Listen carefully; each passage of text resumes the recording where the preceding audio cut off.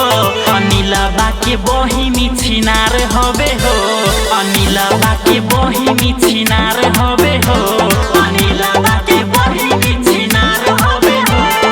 सब लइकन के शिकार हबे हो, निरमलिया के बहिनी छिनार हबे हो, निरमलिया के बहिनी छिनार हबे हो।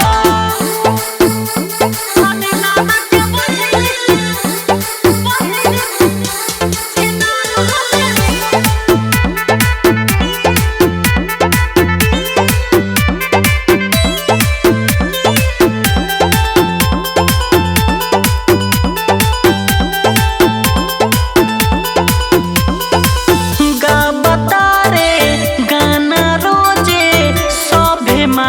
बहिन पे हो कैसे सुनी घरवा के भीतर बजा के रेडियो बुफर हो, बजा के रेडियो बुफर हो।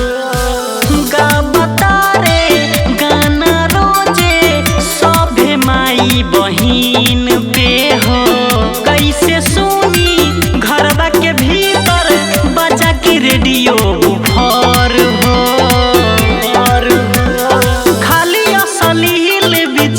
हबे हो खाली असलील विचार हबे हो, बनसिया के बहिनी छिनार हबे हो, बनसिया के बहिनी छिनार हबे हो। सब लइकन के शिकार हबे हो, गौरवा के बहिनी छिनार हबे हो, गौरवा के बहिनी छिनार हबे हो।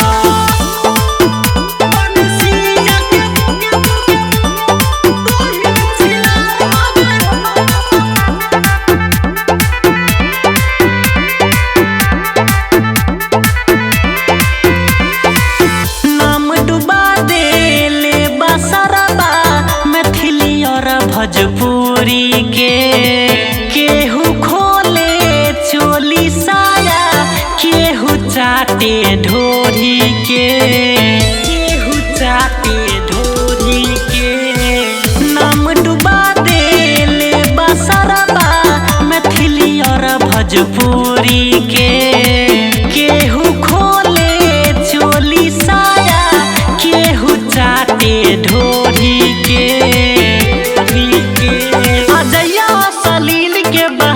हबे हो अजया सलील के बहार हबे हो, अनिलवा के बहिनी छिनार हबे हो, अनिलवा के बहिनी छिनार हबे हो, अनिलवा के बहिनी छिनार हबे हो। सब लइकन के शिकार हबे हो,